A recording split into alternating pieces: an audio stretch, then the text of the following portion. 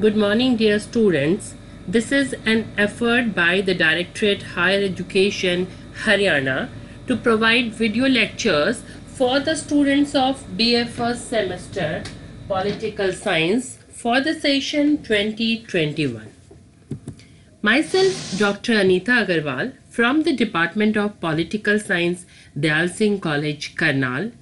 The topic which we are going to discuss today is Basic Features of 73rd Constitutional Amendment Act.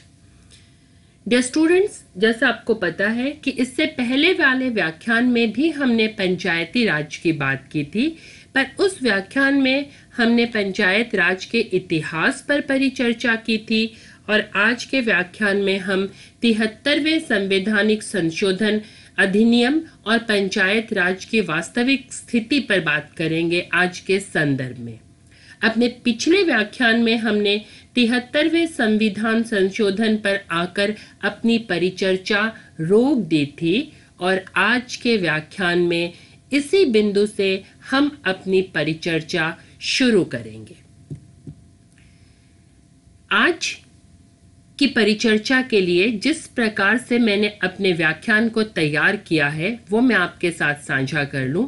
सबसे पहले हम बात करेंगे इस अधिनियम की कुछ तथ्यों के, इस अधिनियम के बारे में जो कुछ प्रमुख बातें हैं उनकी हम चर्चा करेंगे। फिर हम बात करेंगे इसकी मुख्य विशेषताओं की, basic features of the act. उसके बाद हम बात करेंगे इन सभी मुख्य विशेषताओं का विश्लेषण करेंगे। हम कार्यों की बात करेंगे कि पंचायत के क्या प्रमुख कार्य हैं और फिर हम बात करेंगे इसके महत्व की और कौन कौन से क्षेत्र इस पंचायत अधिनियम के बाहर हैं। Which areas are exempted from this act? कौन से एरियाज इसके अंतर्गत कवर नहीं होते उनकी हम बात करेंगे और अंत में निष्कर्ष। तो इस प्रकार हम इस पूरी की पूरी परिचर्चा में जो बात करेंगे वो इस अधिनियम की कुछ मुख्य विशेषताओं से लेकर निष्कर्ष तक के बीच इसकी सभी प्रमुख विशेषताओं, उनके विश्लेषण, उनके कार्य, इसका महत्व, यानी इससे जुड़े हर एक पहलू पर हम विस्तृत चित्रण और समझने की हम इसको कोशिश करेंगे। सबसे पहले जो हम बात करेंगे वो इस अधिनियम की कुछ प्रमुख तथ्यों के बारे में हम बात करते हैं। जैसे ये अधिनियम लोकसभा में प्रस्तुत किया गया था कब? 16 सितंबर 1992 को। 16 September 1992 is an important date as on this day the bill was introduced in the Lok Sabha. After that it was passed by Lok Sabha on 22nd December and it was passed by Rajya Sabha on 23rd December. Lok Sabha में ये bill आया 16 सितंबर 1992 को और लोकसभा द्वारा इसे पारित किया गया 22 दिसंबर को और राज्यसभा द्वारा इसे अगले ही दिन यानी 23 दिसंबर 1992 को पारित कर दिया गया। और जिस प्रकार के नियम है दोनों सभाओं द्वारा यानी लोकसभा और राज्यसभा द्वारा पारित किए जाने के बाद ये बिल राष्ट्रपति के पास जाता है उनके हस्ताक्षर के लिए और राष्ट्रपति इस बिल पर अपने हस्ताक्षर कर देते हैं। इस प्रकार अल्टीमेटली ये बिल 24 अप्रैल 1993 को लागू हो जाता है। The 73rd Constitutional Amendment Acts get implemented on 24th April 1993 in India. ये बहुत ही महत्वपूर्ण तारीखें हैं, इनको ध्यान में रखना हमेशा कि सबसे पहले बिल 16 सितंबर को लोकसभा में प्रस्तुत किया गया, लोकसभा ने इसे 22 दिसंबर को पारित किया, राज्यसभा ने इसे 23 दिसंबर को पारित किया और राष्ट्रपति के हस्ताक्षर के बाद ये 24 अप्रैल 1993 को लागू हुआ। इसके अलावा कुछ अन्य प्रमुख तथ्यों की भी हम बात करते हैं, जैसे कि इस अधिनियम के द्वारा एक नया भाग जोड़ा गया संविधान में, जिसे हम भाग 9 के नाम से जानते हैं। इस भाग को हम भाग 9 कहते हैं, जिसे कि हमारे संविधान में जोड़ा गया इस अधिनियम के द्वारा। इस भाग 9 को एक टाइटल दिया गया, एक शीर्षक दिया गया, जिसका शीर्षक था पंचायत। इसके अलावा इसमें कौन कौन से अनुच्छेद जुड़े? अनुच्छेद 243 से लेकर अनुच्छेद 243 ओ तक ये अनुच्छेद जोड़े गए इस संविधान संशोधन के द्वारा, और ये सभी के सभी अनुच्छेद पंचायत से जुड़े हुए हैं। इसके अलावा एक नई अनुसूची जोड़ी गई, जिसे हम 11वीं अनुसूची के नाम से जानते हैं, 11th शेड्यूल। क्या था इस 11th शेड्यूल में? इस 11th शेड्यूल में 29 कार्य थे। इन कार्यों की हम परिचर्चा करेंगे आगे। किसके कार्य थे ये? पंचायत के। अर्थात इस अनुसूची में एक अनुच्छेद जोड़ा गया 243 जी। इस 243 जी अनुच्छेद में 29 कार्य बताए गए, जो कार्य पंचायत को करने थे। अर्थात इस पूरे के पूरे संशोधन अधिनियम में पंचायत से जुड़ी हर एक विषय पर बहुत ही विस्तृत चर्चा हुई। एक नया अध्याय जुड़ा, एक नया भाग जुड़ा, एक नई अनुसूची जुड़ी, कई नए अनुच्छेद जुड़े, और इस प्रकार पंचायत को एक पूरा संवैधानिक मान्यता प्राप्त हुई। अब हम बात करेंगे कि इस संवैधानिक संशोधन की क्या प्रमुख विशेषताएं थी। पहली विशेषता, इसे संवैधानिक मान्यता प्राप्त हुई। दूसरी विशेषता, इस अधिनियम में ग्राम सभा को परिभाषित किया गया। तीसरी विशेषता, इसके अंतर्गत त्रिस्तरीय स्थानीय स्वशासन की स्थापना हुई। अर्थात 3 स्तर पर पंचायतों की स्थापना हुई। वो कौन से स्तर हैं, क्या हैं, इसके बारे में हम आगे विस्तृत से चर्चा करेंगे। यहाँ पंचायत के प्रत्यक्ष चुनाव की बात हुई। अध्यक्ष को कैसे पद से हटाया जाना है उसकी चर्चा हुई। पंचायत को भी परिभाषित किया गया और अलग अलग समूहों को प्रतिनिधित्व देने की बात हुई। इसके अलावा अन्य विशेषताएं थी सीटों के आरक्षण से संबंधित, जैसे अनुसूचित जाति और जनजातियों के लिए, महिलाओं के लिए वो क्या प्रावधान थे, उसके बारे में हम आगे विस्तृत रूप से चर्चा करेंगे। इसके अलावा इसके कार्यकाल के बारे में भी चर्चा हुई कि इसका कार्यकाल कितने वर्षों का होगा, और पंचायत के कार्यों, जिसके भी हमने बात की थी अनुच्छेद 243 जी के अंतर्गत 29 कार्यों की, वही यहाँ पर परिचर्चा होगी। और फिर राज्य चुनाव आयोग, जिसके अंतर्गत पंचायतों के चुनाव किए जाएंगे, और एक वित्तीय कमीशन स्थापित करने की बात, एक फाइनेंशियल कमीशन स्थापित करने की बात, वित्त आयोग स्थापित करने की बात, जो इन पंचायतों के वित्त संबंधी आवश्यकताओं की देखरेख करेगी। और ये भी कि पंचायतों के चुनाव संबंधित जो भी मामले होंगे वो मामले न्यायालय की परिधि से बाहर होंगे। तो ये सारी प्रमुख विशेषताएं थी। इसके अलावा अब हम बात करेंगे कि एक एक विशेषता के बारे में हम चर्चा करेंगे। जैसे कि पहली विशेषता थी कि पंचायतों को संवैधानिक मान्यता मिली। कैसे मिली? 73वां संविधान संशोधन अधिनियम आया। इस अधिनियम के द्वारा संविधान में एक नया भाग जोड़ा गया, भाग 9, और एक नई अनुसूची जोड़ी गई, अनुसूची 11।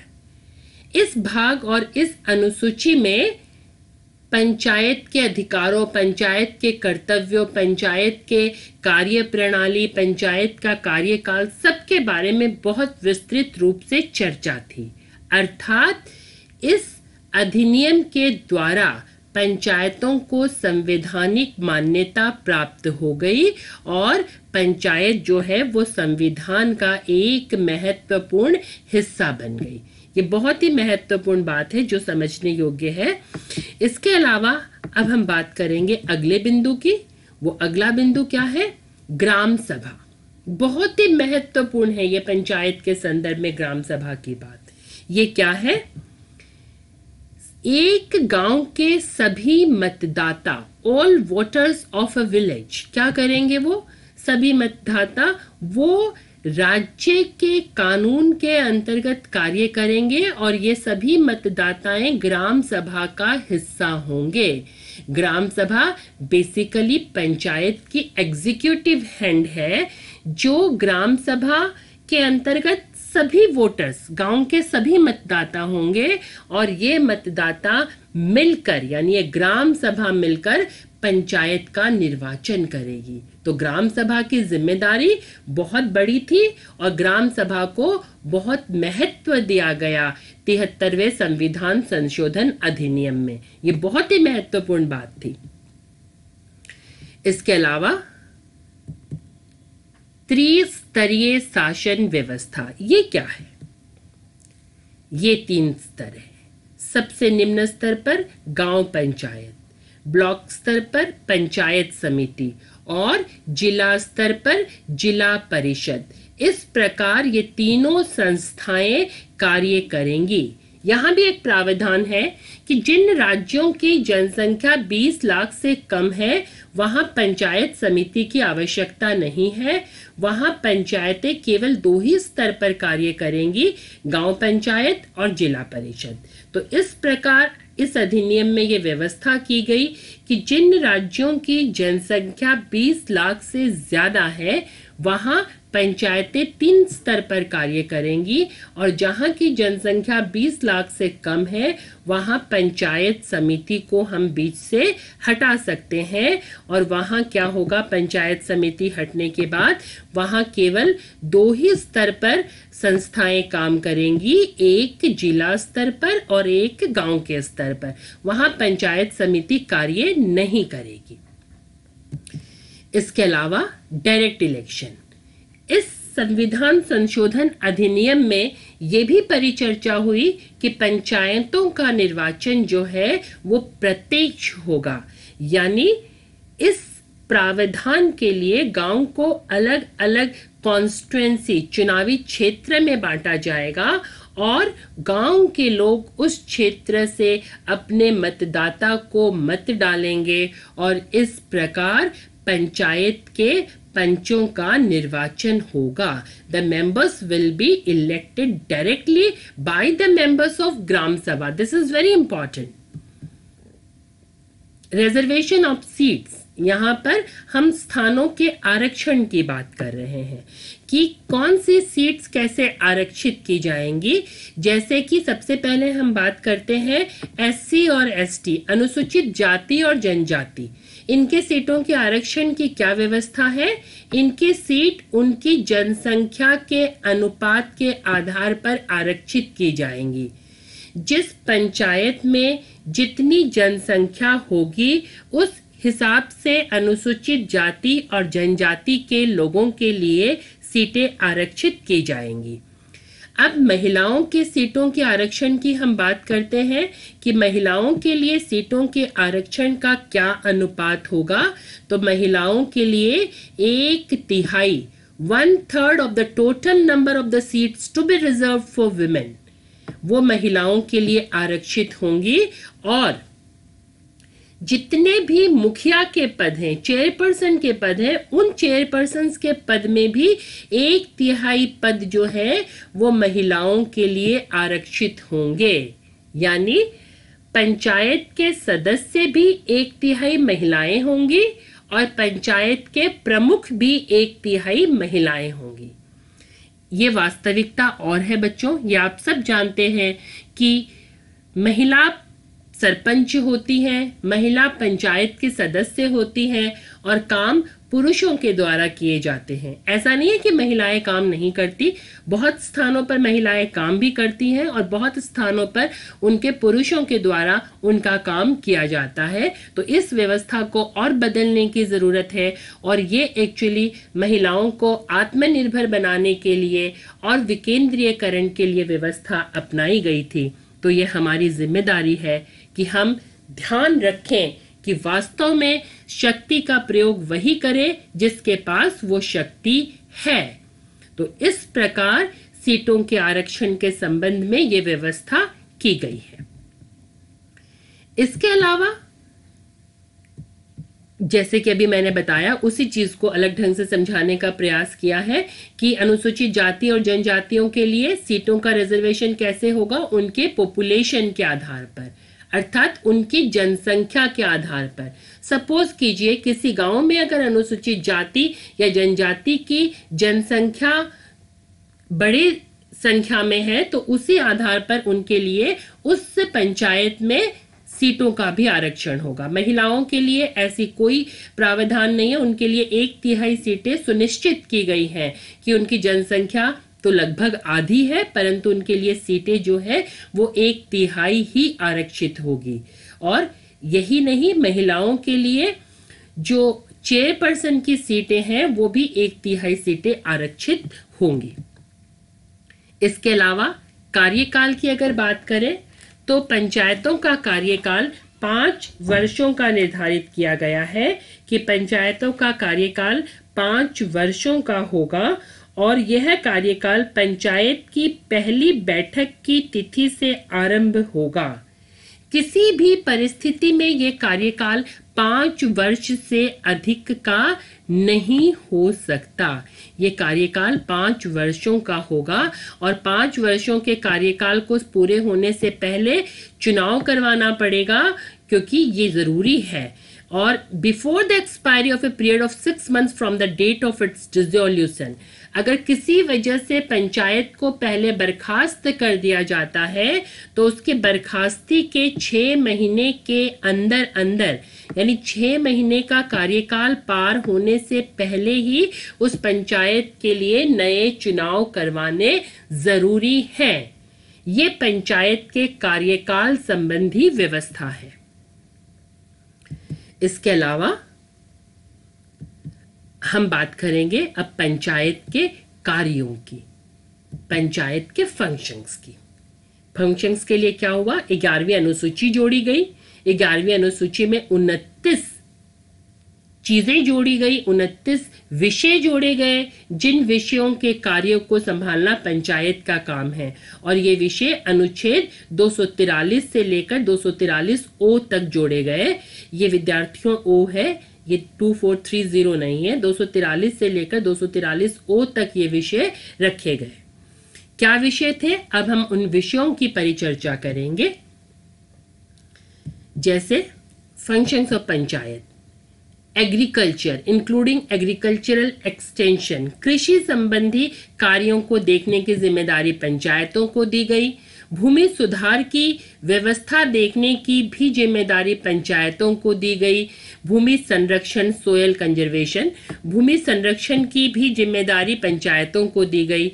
इसके अलावा सिंचाई व्यवस्था, छोटे स्तर की सिंचाई व्यवस्था, पानी की व्यवस्था, इस प्रकार की जो जिम्मेदारी है वो भी पंचायतों को दी गई। एनिमल हस्बेंड्री, डेयरिंग, दूध से जुड़ी हुई चीज़ें, पोल्ट्री से जुड़ी चीज़ें, फिशरीज, कहीं पर अगर मछली पालन की व्यवस्था करनी है तो वो जिम्मेदारी भी पंचायतों को सौंपी गई।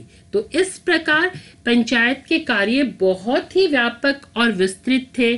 Social forestry and farm forestry, ये भी मतलब एक तरह से वन संबंधी जो जिम्मेदारियां थी कि आप उसके वन को संरक्षण के लिए भी ये जिम्मेदारी भी पंचायतों को सौंपी गई। स्मॉल स्केल इंडस्ट्री, कुटीर उद्योगों के संबंध में, फूड प्रोसेसिंग इंडस्ट्री, गांव में अगर छोटे छोटे कोई फूड प्रोसेसिंग इंडस्ट्रीज अगर लगानी है, कोई कुटीर उद्योग लगाने हैं जैसे पापड़ बनाने की फैक्ट्री, इस तरह से छोटे छोटे उद्योगों के संबंध में भी ये जिम्मेदारी भी पंचायतों को सौंपी गई कि इस संबंध में पंचायत निर्णय लेंगी, पंचायत कार्य करेंगी। खादी और कॉटेज इंडस्ट्रीज, वही कुटीर उद्योग, खादी उद्योग, इन सब की जिम्मेदारी भी पंचायतों को दी गई। अर्थात पंचायतों को गांव के संबंध में रूरल हाउसिंग, ग्रामीण घरों के संबंध में जिम्मेदारी भी पंचायतों को सौंपी गई। देखो विद्यार्थियों, जैसे कि हम बात कर चुके हैं कि अनुच्छेद 243 से लेकर 243 ओ तक पंचायतों की व्यवस्था है। 243 जी में 29 विषयों की परिचर्चा है। यहाँ पर हम उन्हीं 29 विषयों की बात कर रहे हैं जिसमें से 10 विषयों की बात हम कर चुके हैं। ये वो 10 विषय हैं जिनकी अभी अभी हमने चर्चा की है। इसके अलावा और 19 विषय क्या क्या है? ड्रिंकिंग वाटर, पीने का स्वच्छ जल, इसकी व्यवस्था करने की जिम्मेदारी भी पंचायत की है। पंचायत को ये देखना है कि उसके स्थानीय क्षेत्र में लोगों को पीने का स्वच्छ पानी उपलब्ध हो। फ्यूल एंड फॉडर, जिसे हम चारे की व्यवस्था कहते हैं, वो चारे की देखभाल करना भी पंचायत का काम है। Road, culverts, bridges, ferries, waterways and other means of communication, जैसे गांव तक आने जाने के जो मार्ग हैं, रास्ते, सड़क, कोई पुल है, इस तरह की व्यवस्था भी देखने की जिम्मेदारी पंचायतों के पास है। रूरल इलेक्ट्रिफिकेशन, गांव में बिजली की व्यवस्था करना, इंक्लूडिंग डिस्ट्रीब्यूशन ऑफ इलेक्ट्रिसिटी, यानी इस बिजली का वितरण कैसे होगा, ये देखना भी उस गांव की पंचायत की ही प्रमुख जिम्मेदारी है।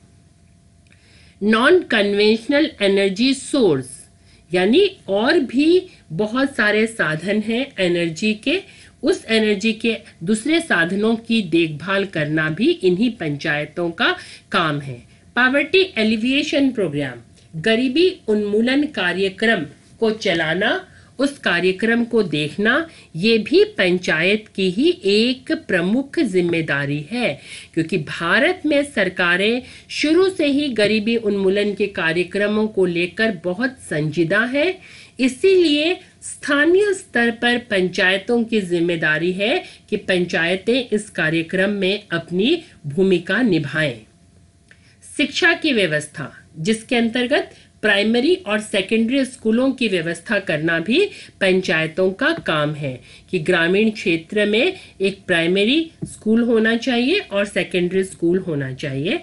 Technical training and vocational education, तकनीकी प्रशिक्षण देना और वोकेशनल यानी वही आपको तकनीकी ज्ञान मिलना ताकि आप रोजगार प्राप्त कर सके, इस तरह की व्यवस्था करना भी, जैसे कंप्यूटर की ट्रेनिंग वर्कशॉप बनाना, किसी और चीज़ की ट्रेनिंग का इंतजाम करना, ये काम भी पंचायतों का ही है। Adult and non formal education, ऐसे प्रौढ़ों के लिए, ऐसे एडल्ट वयस्क लोगों के लिए शिक्षा की व्यवस्था करना जिनको शिक्षा नहीं मिली हुई, उनको आप स्कूल तो नहीं भेजोगे, तो स्कूल वो नहीं जा रहे, नॉन फॉर्मल, क्योंकि फॉर्मल एजुकेशन क्या होगी, जहां आपने दाखिला लिया, आप स्कूल में गए, पर नॉन फॉर्मल एजुकेशन क्या होगी, जहां आप वयस्कों के लिए अनौपचारिक तरीके से शिक्षा की व्यवस्था करते हैं ताकि उन्हें शिक्षा उन्हें प्राप्त हो सके। ये व्यवस्था करना भी पंचायतों का ही काम है। पंचायतों में लाइब्रेरी, जैसे ये भी आपको देखना चाहिए कि क्या आपकी गांव के पंचायत घर में एक पुस्तकालय है, क्या आपके गांव में कोई पुस्तकालय है। अगर नहीं है तो आप अपने पंचायत के सदस्य और सरपंच से बात कर सकते हैं कि ये पंचायत की जिम्मेदारी है कि वो गांव में पुस्तकालयों का गठन करे। और बच्चों, आप अपनी आवश्यकता के अनुसार अपने सदस्य को और सरपंच को लिखकर बता सकते हैं कि हमें ये पुस्तकें चाहिए, और वो लाइब्रेरी में आपकी मदद के लिए वो पुस्तकें मंगवा सकते हैं। उनके पास इसके संबंधित फंड होते हैं। तो इन बातों को पहले आपको जागरूक होना पड़ेगा, तभी आप अपने अधिकारों के लिए मांग उठा सकते हैं। इसके अलावा अब ये 20 फंक्शन हो गए, और भी 9 कार्य हैं। वो कार्य क्या है?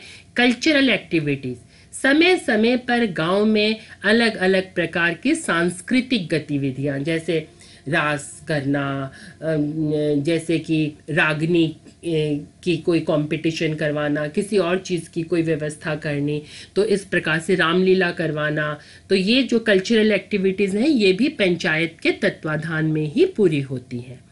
मार्केट्स एंड फेयर्स, गांव में जैसे कोई मेला लगता है, कोई संडे मार्केट, किसी और दिन कोई बाजार, कोई हाट बाजार लग रहा है, तो इन सब की व्यवस्था करना भी पंचायत का ही काम है कि पंचायत को ही देखना है कि कौन सा स्थान सुनिश्चित है, किस स्थान पर मेला लग सकता है, किस स्थान पर बाजार लग सकता है, कौन सा बाजार में कौन सा स्थान किस व्यक्ति को दिया गया है, उस व्यक्ति से वो स्थान देने के बदले कुछ पैसे लिए जा रहे हैं, नहीं लिए जा रहे, क्या हो रहा है, इन सब चीजों को देखना पंचायत का काम है। हेल्थ एंड सैनिटेशन, स्वास्थ्य आज की परिस्थिति में वैसे भी ये बहुत ही महत्वपूर्ण विषय है, जिसमें गांव में प्राइमरी हेल्थ सेंटर होनी चाहिए, डिस्पेंसरी होना चाहिए। आपको पता है हमारे देश में बहुत सारे ऐसे गांव हैं जहां प्राइमरी हेल्थ सेंटर्स बहुत ही बुरी स्थिति में हैं। अगर प्राइमरी हेल्थ सेंटर हैं भी तो वहां डॉक्टर नहीं है, अगर डॉक्टर हैं तो वहां दवाइयां नहीं हैं, वहां पर कोई सुविधाएं उपलब्ध नहीं है। तो आज के युवाओं, आप जो ग्राम सभा के सदस्य हैं, या आपकी जिम्मेदारी बनती है कि आप अपने सरपंच को कहें, आप अपने पंचायत के सदस्यों को कहें कि आपके गांव में प्राइमरी हेल्थ सेंटर्स जो हैं वो बहुत अच्छे होने चाहिए, ताकि गांव के लोगों के स्वास्थ्य की भी रक्षा हो सके। Family welfare, women and child development के लिए कार्य होना, सोशल वेलफेयर जिसमें गांव में अगर कोई हैंडीकैप्ड व्यक्ति है, कोई मेंटली रिटार्डेड व्यक्ति है, तो उनकी मदद के लिए कोई विशेष प्रकार की सुविधा होना, इन चीज़ों के बारे में भी देखना ग्राम पंचायत की ही जिम्मेदारी है। कमजोर वर्गों के अधिकारों की रक्षा के लिए, विशेष करके अनुसूचित जाति और अनुसूचित जनजाति के लोगों के लिए की अधिकारों की रक्षा के लिए भी पंचायतों को ही कार्य करना होगा। पब्लिक डिस्ट्रीब्यूशन सिस्टम, जिसमें हम कहते हैं वितरण की व्यवस्था, जैसे अनाज मिलता है, तेल मिलता है, इन सारी चीज़ों को देखने की जिम्मेदारी भी पंचायतों की ही होती है। और मेंटेनेंस ऑफ कम्युनिटी एसेट, हर एक गांव में कुछ न कुछ ऐसी चीजें होती हैं जो कि उस गांव की धरोहर है, उन धरोहरों की रक्षा करना भी पंचायत की प्रमुख जिम्मेदारी है। तो इस प्रकार हम देखते हैं ये वो 29 कार्य हैं जो हमारी पंचायतें करती हैं। अब इस एक्ट का, ये जो अधिनियम है, इसका क्या महत्ता है, हम पहले भी बहुत बार इसकी चर्चा कर चुके हैं। एक बार बहुत जल्दी से मैं आपको बताती हूँ कि इस अधिनियम की महत्ता है कि इसने हमारे संविधान में भाग 9 जोड़ा। इसकी महत्ता है कि इसने संविधान में अनुसूची 11 जोड़ी। इसकी महत्ता है कि इसने पंचायतों के लिए 29 कार्य सुनिश्चित करे। इसकी महत्ता है कि इसने अनुच्छेद 243 से लेकर 243 ओ तक जोड़े। इसकी महत्ता है कि इसने राज्य के नीति निर्देशक सिद्धांतों में जिस अनुच्छेद 40 की बात होती थी, उस अनुच्छेद 40 को स्वीकृति प्रदान की और संविधान में पंचायत को संवैधानिक मान्यता प्रदान की। इस एक्ट के जरिए एक और भी महत्वपूर्ण बात हुई कि जो पंचायत हैं वो भारत में न्यायोचित प्रवृत्ति की बन गई, कि अब यदि पंचायतें अपना कार्य नहीं करती हैं, अब यदि कोई दिक्कत है तो उसको लेकर न्यायालय में जाया जा सकता है।